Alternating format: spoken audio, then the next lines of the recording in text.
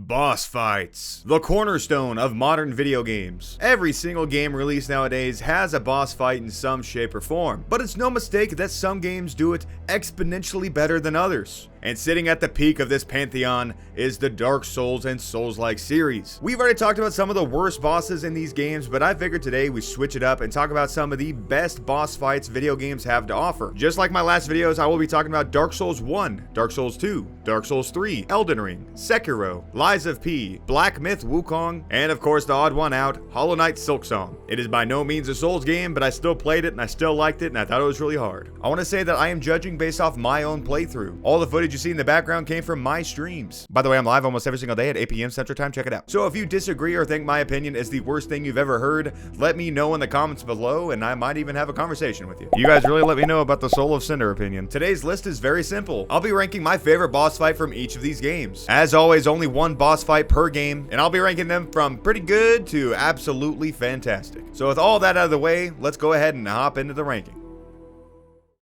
Let's see who it is. Who's my next victim? Ew. He got his titties out. His yitties. Oh, there's two of them? Oh.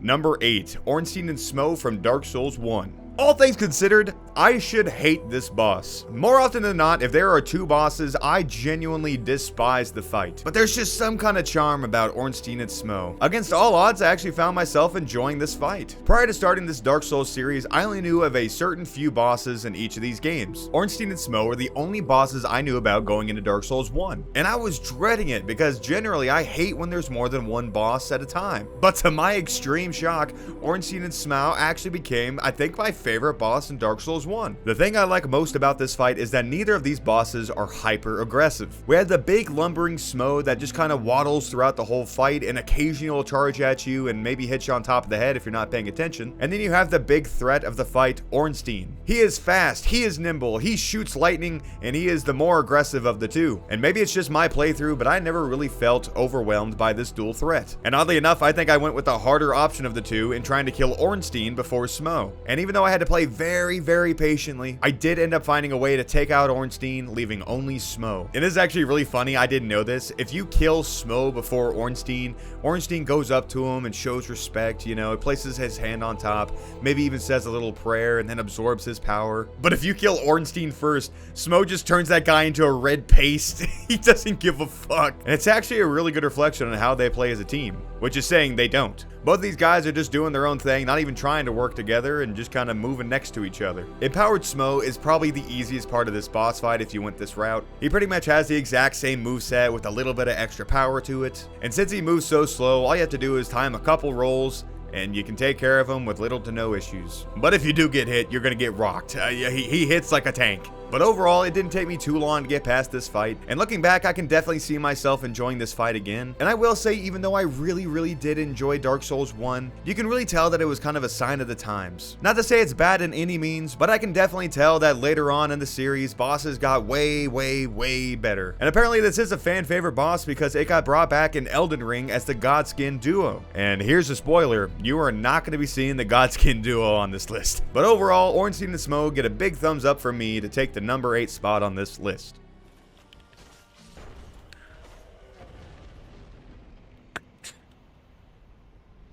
It wasn't, yeah, that wasn't really that bad. They left you a lot of time to heal, which that was the main thing I was worried about. They were too worried about ore farming, and they were just walking down like this. They were giving me plenty of time. I did not like this guy. This guy uses arrows and shit. This is where he cut off my hand. Number 7, Genichiro from Oh, never mind. I knew he wasn't fucking dead. I knew it. Number 7, Isshin the Sword Saint from Sekiro.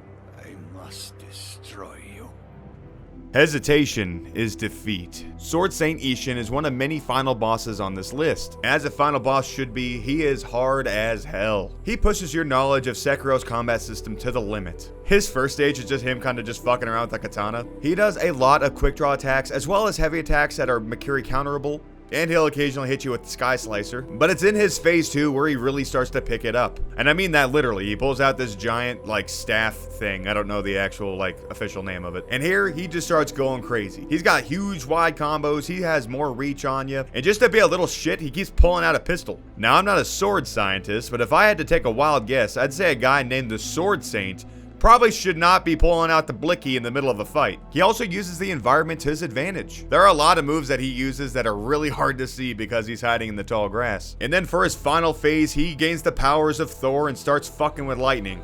But little does he know, we have a way to control lightning ourselves. As soon as he tries to strike you down like Zeus, you just jump up and spike that shit right back at him. It's very cool, very cinematic, and it makes the third phase go by quite a bit faster. Although I would have no idea how to do it if chat didn't just straight up tell me how to do it. Isshin is a fantastic final boss. He's dangerous from close range, mid range, and long range to always keep you on your toes. And not to gush too hard on the visuals, but man, this fight just looks so cinematic. And in terms of the narrative, this is the peak of the game. Genichiro used the Black Mortal Blade to bring his grandfather back from the dead, in his prime no less. And if we don't win, our young master will die and the rest of the world is essentially doomed. All of this comes together with his defeat, where you respectfully sever the ties of immortality. And with that, the mission is done and the day is saved. Now, even though on another list I put Prime Owl as the hardest boss in the game, Isshin is a fantastic mix of challenge, cinematic fights, and narrative to round off an amazing game. But let's be real, why is the Sword Saint using a gun? I mean, come on, that's gotta piss someone off. It wasn't pretty! It wasn't pretty! But fuck you! Let's wait. I'm insane. I'm insane. It wasn't pretty. It wasn't pretty. But hey, fuck this guy. Fuck this guy! Oh, I didn't put my armor back on. Alright, I'm not gonna need it. Oh shit, he's got that big ass sword. Number 6, Sir Alonne from Dark Souls 2. First things first, I don't know how to pronounce his name. I tried to figure it out, I couldn't do it. I'm just gonna say Alonne for this video. Let me just say it was a very tight race between Sir Alonne and the Fume Knight, but thinking hard about it, I think I like Sir Alonne's moveset and overall style and setting a little bit more than Fume Knight. Now, I have said in the past that I actually do like Dark Souls 2, but I think it's safe to say that most of Dark Souls 2's peak is in its DLCs. And the Burnt Ivory King has not one, not two, but 3 of the best bosses in the game. And the reason I'm sticking with Sir Alonne is because I like his moveset. Now, to be completely honest with you, I almost beat him on my first try. I don't know if I was just goated at this point, or maybe his moveset was just, you know, easier to see. But I'll tell you, after that first attempt, he let me know that that was a fluke pretty fast. Let me get this out of the way really quick. I really do like this boss, but the run back is absolutely atrocious. With that in mind, I could not put him any higher than this on this list. Sir Alonne is just cool. I wish I could say more, but I really do have just like a surface level appreciation for him. The armor that he wears is rad as hell. His giant sword kicks ass. The stage that we're in, oh my god, it looks beautiful. The reflective floors with the orange clouds in the background, oh, it just looks awesome. You know, the thing I think I like the most about this boss is that it's pretty straightforward. Some people might call that boring, but I prefer to think of it as a fair duel. It's just me versus him. He doesn't have any crazy nuke moves. It doesn't look like he has any like real big cheese attacks. It's just him and his sword versus me and my mace at the time is what I was using. And I learned pretty later on that if he stabs you with a certain move, it empowers his blade. It just makes him almost be able to insta-kill you. Just 2 people in a cool-ass setting, using cool-ass weapons, having a cool-ass fight. And you know, it's like refreshing to not have to go against like a giant that can step on you, or a guy that has like 5 weapons and like 6 nuke attacks, or some giant animal that's running back and forth, back and forth. There's something so refreshing about the simplicity of it. And not to be overlooked, the music in this boss fight, oh my god, it makes me want to pop my pussy, bro.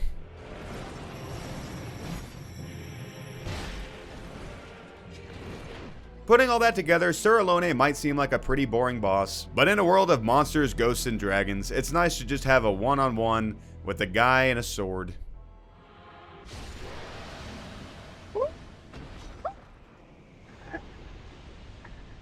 Broken controller, who needs it, bro? Who needs an actual working controller? Who needs to do light attacks? Not this guy, bro.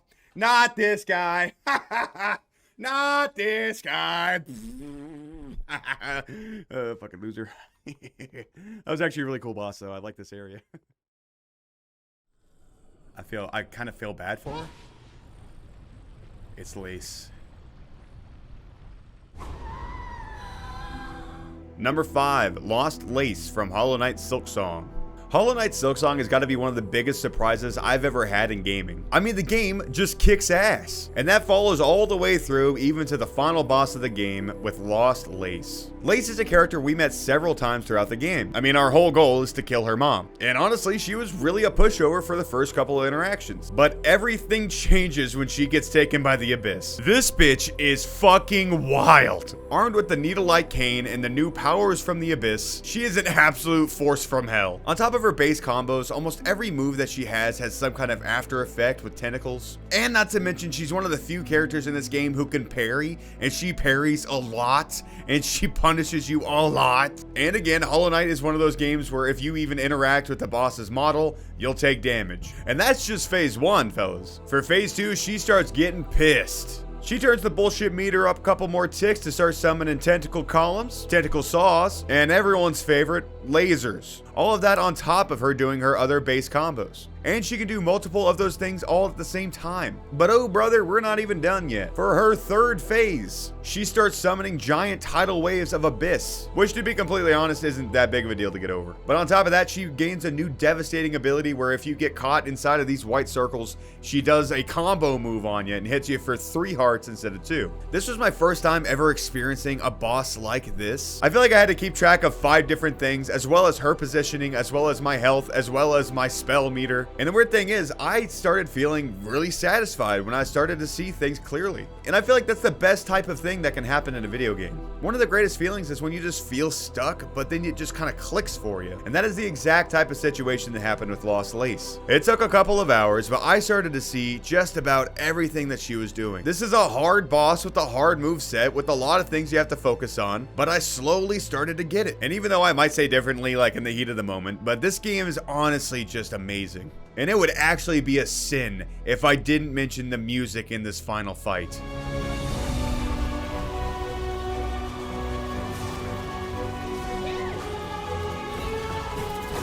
That's what she was doing.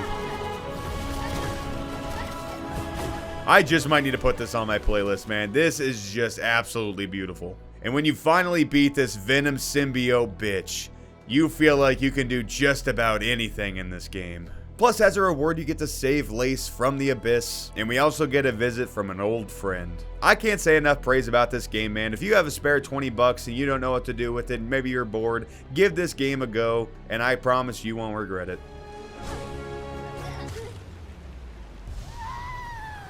Never give up, never fucking surrender.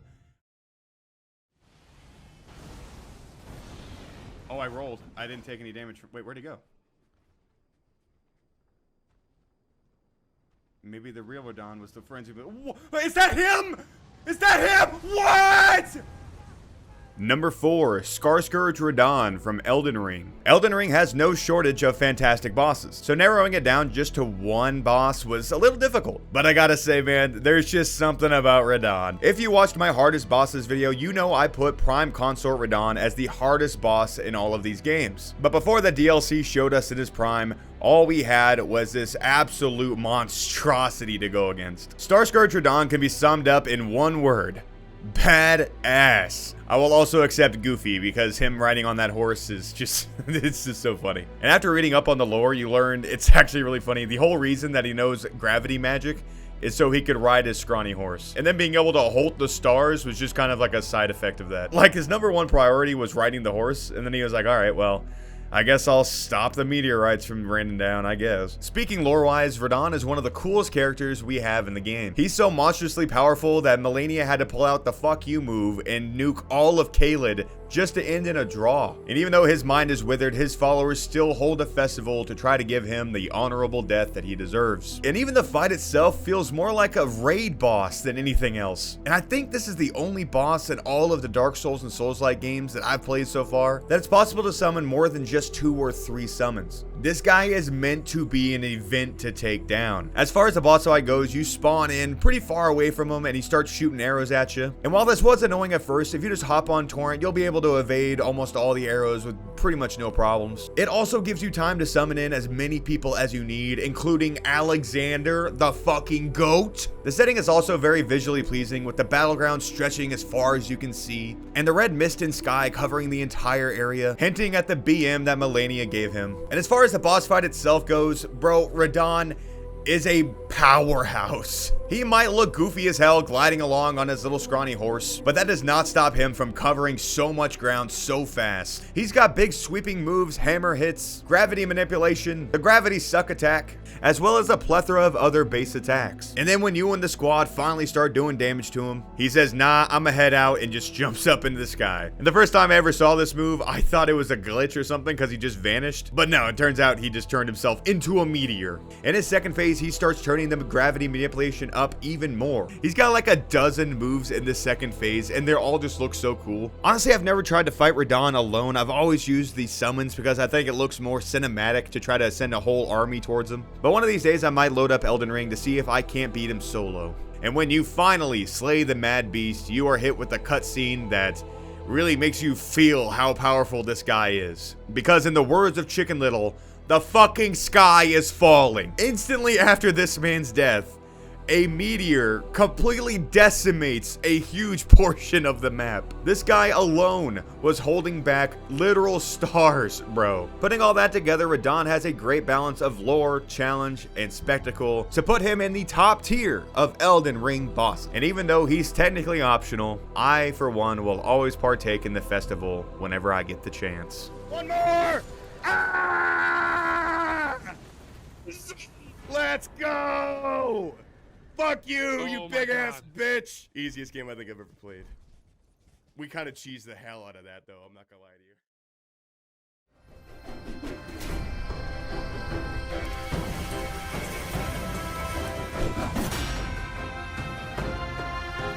Great Sage Broken Shell.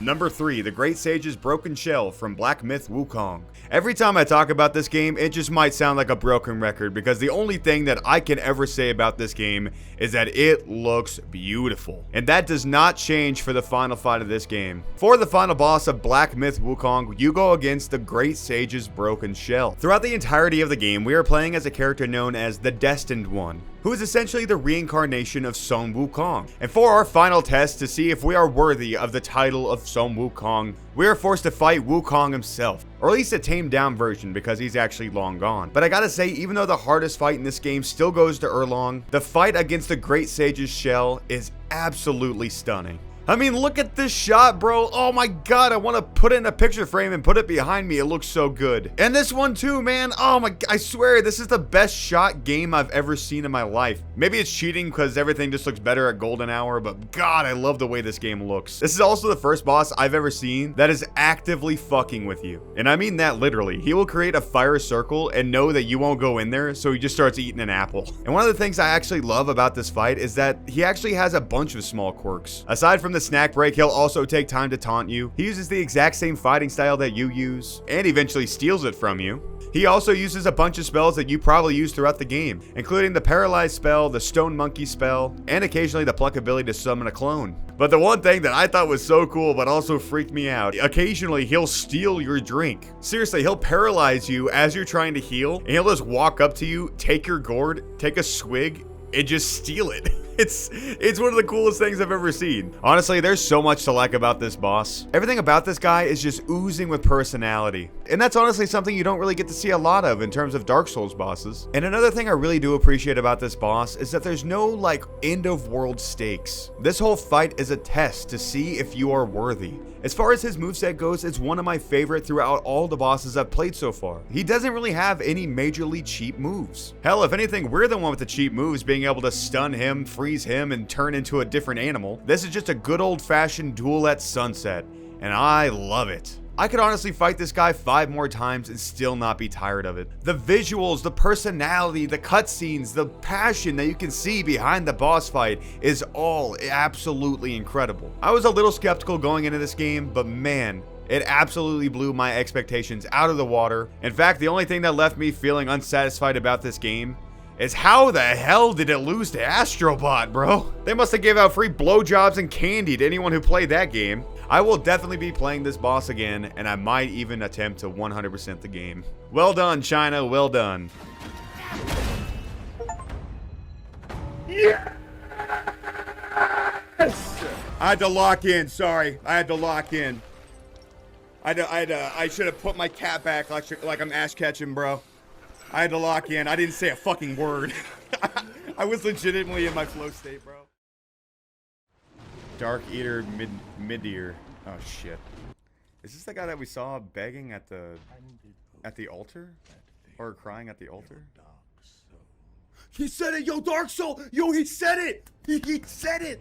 Number 2, Gael and Midir from Dark Souls 3. Alright, I'm going to be completely honest. I could not figure out which one I wanted to put on this list. In terms of the fight itself, Gael is probably one of my favorite bosses to go against in all of Dark Souls. But in terms of character design and attack power, Midir stands alone. This is the coolest fucking dragon I think I've ever seen. And I feel like I couldn't just not mention him. So in terms of this list, I guess I'll put Gael as the best boss fight and Midir as the coolest looking boss in the game. Let's go ahead and start with Midir. Doesn't this guy just look cool as fuck? A giant black and purple crystal blind dragon that spits fire and also shoots like a 15-second long laser attack. That's probably the coolest move in the entire game. And honestly, I wouldn't have any problem putting him at the top of Dark Souls 3 if he was just a little less mobile in the fight. I know he's a giant dragon, so clearly he'll have like a big pounce move, or maybe he'll fly a little bit. I mean, that's a given. But he was doing it a lot to the point where I feel like I was running for over half the match just to catch up with him. And with him constantly moving, it is kind of hard to land down an attack from time to time. But I can ignore almost everything negative about this guy because he is just drenched in the rule of cool.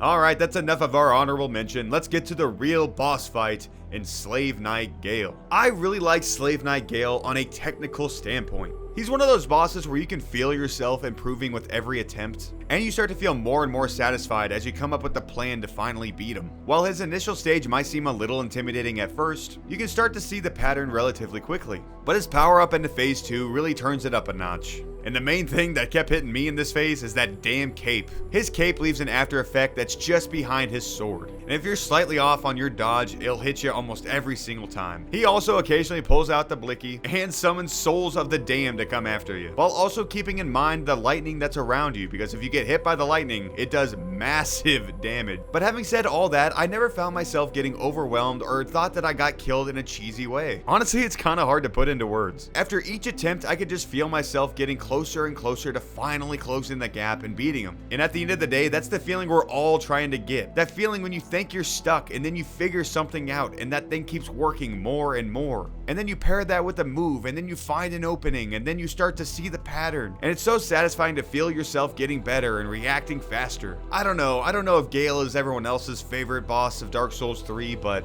I gotta say, I just felt so good when I finally beat him. If there was a way I could mix Midir's character with Gael's playstyle, okay, never mind. That sounds terrifying. But I swear to God, it'd be awesome. And even though I'm cheating by putting two people into one spot, I still feel like it'd be a crime if I left one of them off. Overall, I absolutely loved Dark Souls 3, and I am definitely going to 100% this game in the future.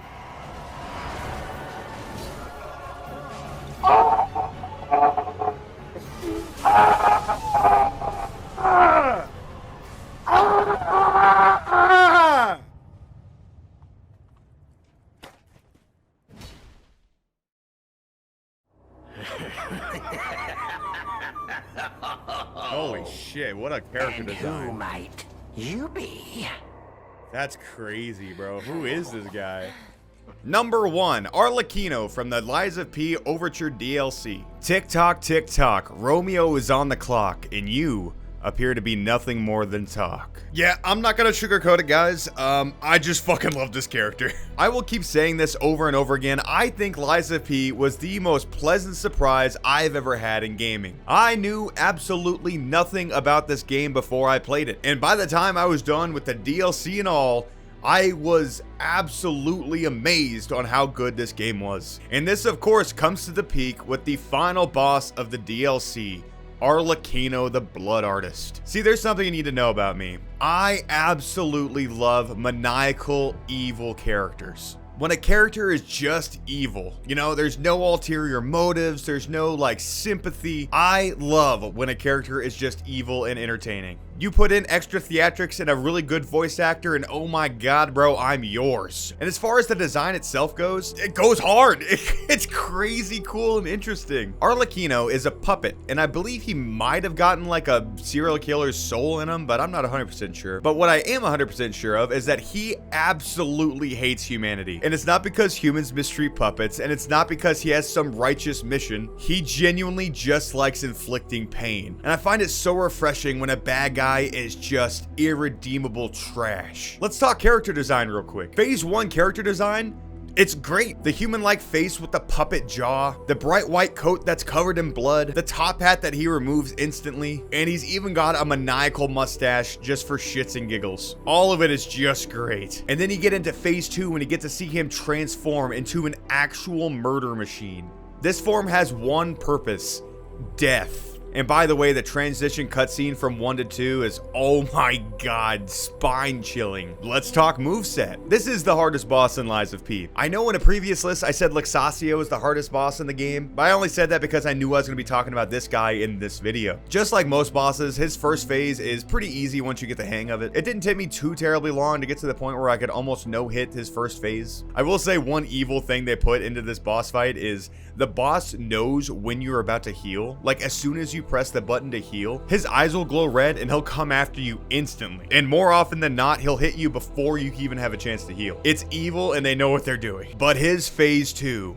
is a nightmare. First things first, he starts off with like a 25-second volley of unstoppable attacks. And honestly, if I didn't have the perfect grindstone unlocked, I don't know if I'd ever be able to get past this guy. But even putting aside that beginning combo, his base attacks are so fast and brutal. And they're not short combos either. This guy will just randomly pull out a 12-hit combo just to fuck with you. And not to mention, he leaves trails that also have a delayed explosion. He's got buzzsaws on his back, so if you try to sneak up behind him, he'll start to hit you with the buzzsaws. Or if you're even in front of him, he'll just saw you up. And not to be overlooked, he also has a grab attack that is just death. It's just instant death. I don't know if it's actually an instant death, but I know that every time he hit me with it, I died. And after seeing the animation, I can't really blame them because I don't think I'd be walking away from that one. Arlecchino is the definition of trial and error for me. I just had to keep going again and again and again, trying to figure out his moves for his second phase. But eventually I was able to get the parry time down,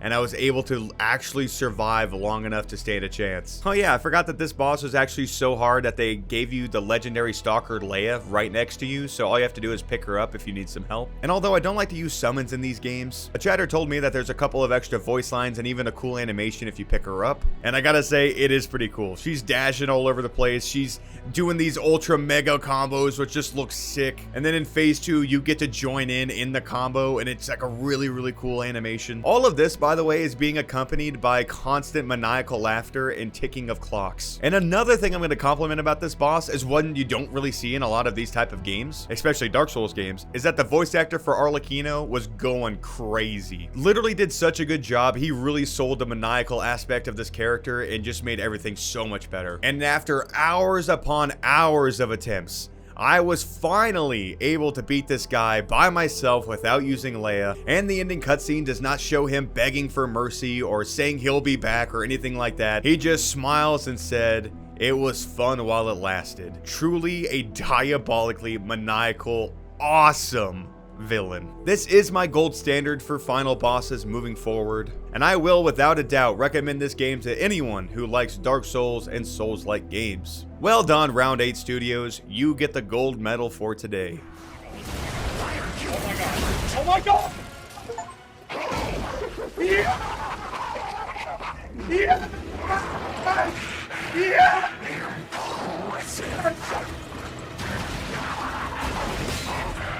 I never got it myself. Hi, it's Jace, the guy from the video you just watched. Just want to let you know that I appreciate you watching the video, and if you like what you saw, I have a couple more videos just like it on the channel, so feel free to subscribe or just take a look around. You see that masterpiece right there? I painted that on stream for my 1,000 subscriber special. I don't really have a call for action anymore. I hit 1,000 subs, which is my goal, so sub anyways. Look, I'm sorry. It's currently 3 a.m. and I'm trying to get this video out. I just want to have an outro. But that's going to do it for me. If you want to see more videos like this, check out my channel. Do whatever you got to do. If I never see you again, I'm not going to hold it against you. We'll never meet, so how can I? But if you do want to stick around, hit like, subscribe, all that good stuff, and hopefully I get to see you again. Bye.